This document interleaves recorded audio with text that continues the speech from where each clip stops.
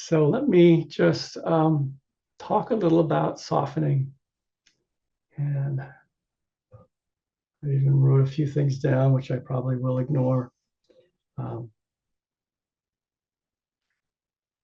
In my teaching, I look for words that I feel kind of bypass the mind and go straight to something deeper. And I feel like softening is one word that does that. That its meaning lies so deep in us. It's like a word that is associated with mother and safety and ease. We all know kind of the power of someone's touch, someone's soft touch. If we're hurting physically or emotionally, just the softness of somebody's touch, that contact, it goes so deep. It goes past ideas that we have, past identities that we have. And it just goes right to the baby of us, really, the animal of us, the baby, the human baby. Because I think the human touch is a little different than animals. Though Kiva really likes my touch, I have to say. She'll come and put her paw up if I stop. Tell me, keep going, keep going. So she likes soft too. She likes that kind of touch. So the word is a powerful word to use. And so in your meditation, use it. It's not exactly a mantra. It's a real word with a real meaning. I mean, mantra is a real word, but they're often chosen as much for their sound value as their meaning. Soft has a sound value, but it goes somewhere. So that's why I'm using it. And we know as children, we know soft and hard. The punishing hand is hard. The loving hand is soft. And it's that kind of basic sort of communication that doesn't even require words. Animals understand it too. So I want to start tonight. There's a kind of a progression to my talks. It isn't usually that way, but when I was thinking about this class, it actually worked out. Just kind of wrote down a progression. And so I want to start you with the body, really, like softening the body and softening into the body. Those mean slightly different things. Softening the body can mean, when you're sitting in meditation or when you're in life more broadly, and you notice that you're tense, you notice that something is tense, you can soften it. There's actual, control over that to some degree. And when you're sitting in meditation, if you're kind of upright and stiff, soften the body. Softening into the body, I think of as it's kind of pointing to consciousness, that consciousness can soften into the embodied experience, which implies something. It implies that by the time we're adults, what I sometimes think of this semi-shutdown state we call adulthood, by the time we're adults, we've somehow learned to be a bit apart from the body. Children, when they move, you can almost see how they're totally embodied. And there's a grace and a beauty to that. But as you kind of become older, things happen. Pain happens, emotional pain. You're educated.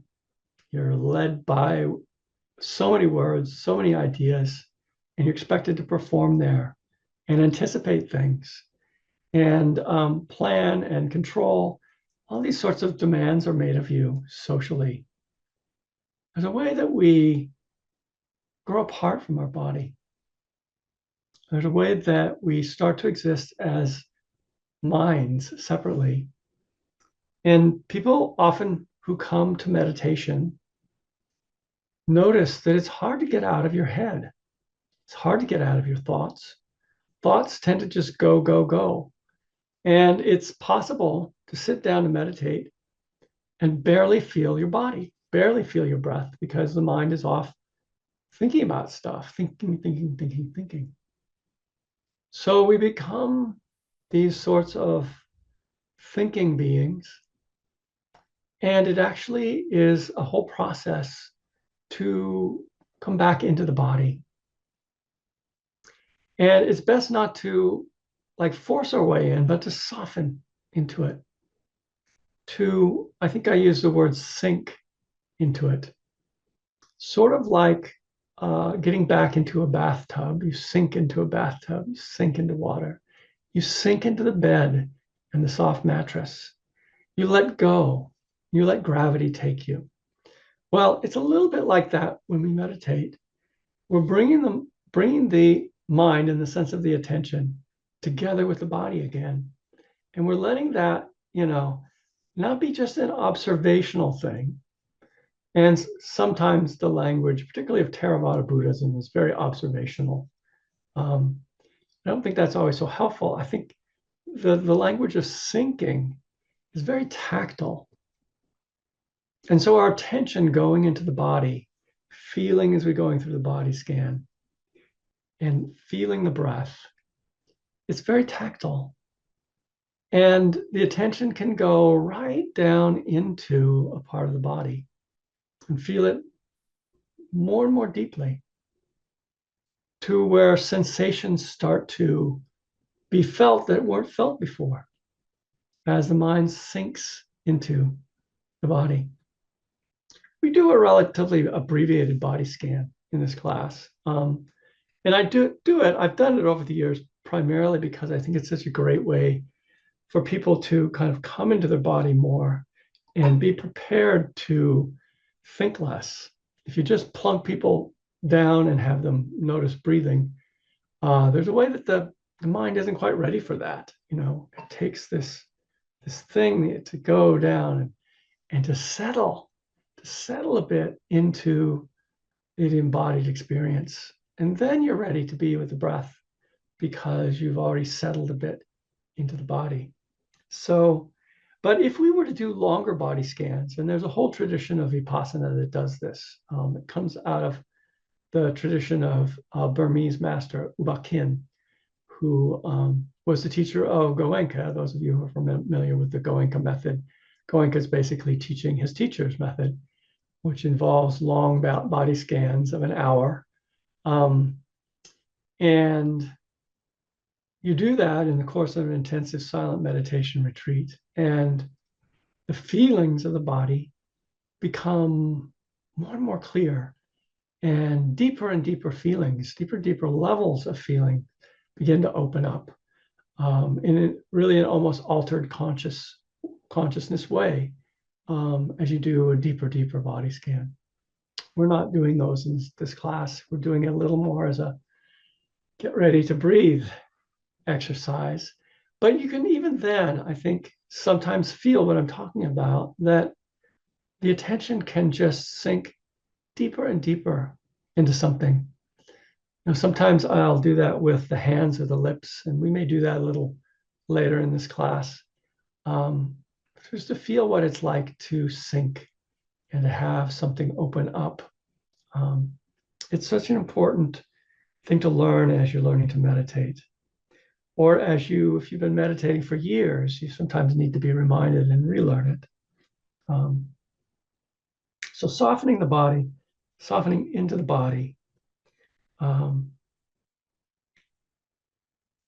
as a part of this, like softening into discomfort, letting the attention actually go into things that are not pleasant. Our inclination is not to do that. Our inclination is perhaps to be afraid of pain, or not even pain, even just some discomfort, nothing that rises to the level of pain, some antsiness, some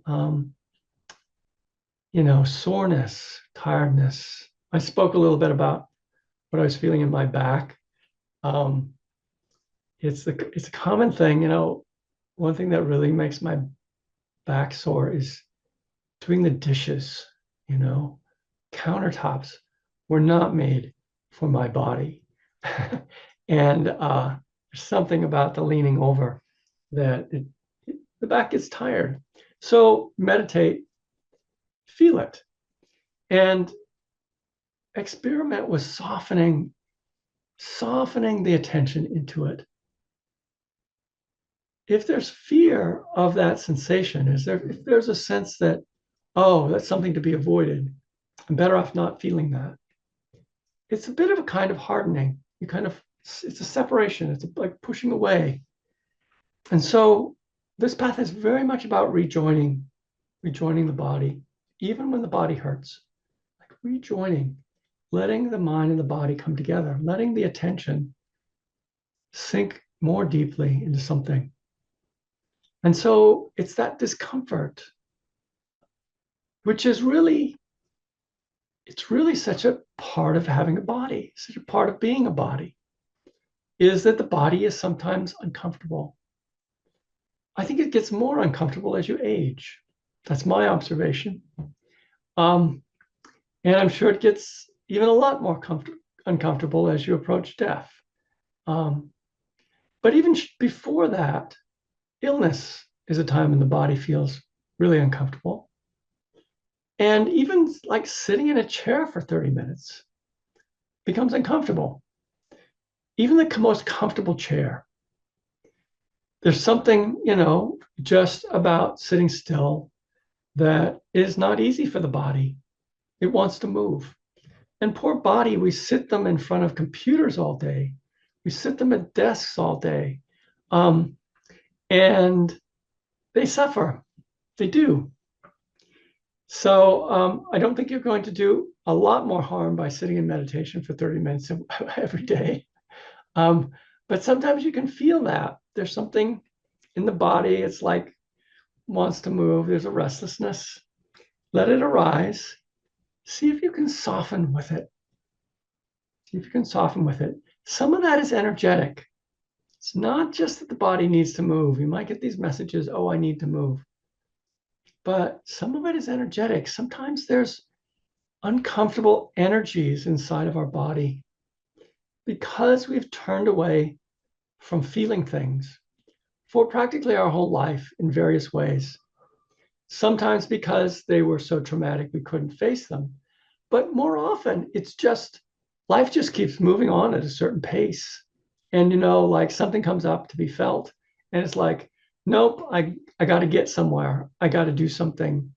I can't feel this right now because it will be obvious to the person I'm talking with what I'm feeling, and that will create a whole scene. There's just all these moments as we go through our day in this incredibly complex human environment when we ignore our feelings, and in ignoring our feelings, we're ignoring our body because that's where they live. It's actually where they live. So a lot of the discomfort that arises in meditation arises from this. It arises from so much that's still in our nervous system that hasn't been felt and hasn't come unraveled. And so we don't necessarily have to even consciously go through all of that. This isn't going to be a course of psychotherapy. It's more just allowing things to be felt as sensations, as feelings in the body. Let that just come into awareness and be felt, whatever that is. And the body receives that and eventually can release some of these things. It's beautiful. So it is part of like softening into the body, like feeling the discomfort befriending the vulnerability of the body. You know, the soft body. You fall off your bike when you're a kid and it hurts. You know, you get scraped, your knees get scraped, you bang your head. The body is a soft creature, and we keep doing insulting things to it. You know, it's because there's so much that's hard in the world, including asphalt. You know, um, there's so much that's hard in the world, and our bodies are soft, and they like softness. So there's a certain amount of comfort in just befriending that vulnerability and letting the body be soft. Sort of in anticipation of the class today, but I do this anyway.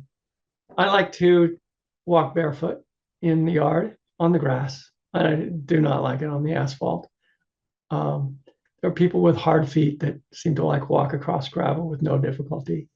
I'm very much a tenderfoot, but I love to walk out to usually my vegetable garden is what I have to walk out to, and just go out there and feel the ground beneath my feet and feel my body, the softness of my body walking. Walking is it's a really amazing thing. The body walking is like balancing on these two sticks, and yet doing it with such grace, with such kind of intelligence in the muscles from the feet on up. And there's this kind of balance in terms of gravity and alignment with gravity and moving across it. You don't have to think about any of these things, but just walk across your lawn softly, whatever that would mean. Move softly. It usually means not be in a hurry. It usually means be present in the walking, be conscious in the walking. And so, like the distance between my house and the vegetable garden, it's like this opportunity for me to just be this embodied presence walking. And today was a perfect day for just kind of feeling the sunlight, warming my skin, warming my clothes, and the pleasure of that, the enjoyment of that. It wasn't so hot that I was sweating and feeling uncomfortable. That's a whole different kind of discomfort. It was quite comfortable. So one little bit of homework that I'm going to give you is to do some of this walking outside if you can. If you can't, do it inside, but see what it's like to walk softly, whatever that will mean. It will mean not rushing, at least. It will mean being fully in the body. It will mean something like enjoyment of walking, of moving. If you are injured or walking is not comfortable for you, this could be challenging and yet still really worth doing. It's really worth doing if, if you're arthritic, your hips hurt, your knees hurt, or if there's some other kind of condition, to explore what it is to walk softly. I think it's only going to help. It's not going to hurt. I mean, you might feel hurt. You might feel muscles hurting or joints, sore joints hurting, but you're not going to hurt them by feeling them. If anything, I don't know what the science of this, but I'd be willing to bet that if anybody would investigate this, they'd find out that what I'm saying is true. Is that if you turn towards the body in an attitude of friendship, something responds, something gets better wherever you turn. So if you turn to some part of the body that's hurting, and rather than curse it, stop hurting me, I'm tired of you. And believe me, if you have a chronic condition, I don't blame you for cursing it once in a while. It just doesn't help. You know, it doesn't help that part of the body. And I really think that our actual tissues can tell when we open our hearts to them. The actual tissues can tell. The actual places that hurt can tell. Something shifts. And I bet it could be measured in terms of blood flow or signals from in the nervous system or whatever. I'm saying this not from scientific research, but just my sense of having been a yogi for all these years and have we work with the body, that we're very sensitive instruments. And what's going on in our hearts and minds is intimately connected with the body and vice versa. We can't separate them, even though we try, even though we pretend they're separate. There's a way that your body knows what you're thinking. And so soften, and if possible, enjoy these walks, giving you homework that should be fun. Do it in your yard if you have a yard. Do it in the park if you don't have a yard, or even do it out in the woods on a dirt path.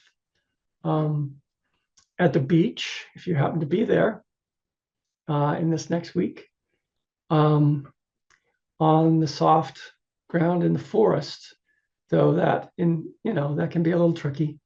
There are things to step on, sticks and things. So you do have to be a bit careful about your feet, but and it doesn't have to be done barefoot. It just was my suggestion. If the terrain is appropriate, you can certainly wear shoes that protect your feet, but it's still possible to walk softly, to do your morning walk, and to just keep that in mind. Soft, soften, softly.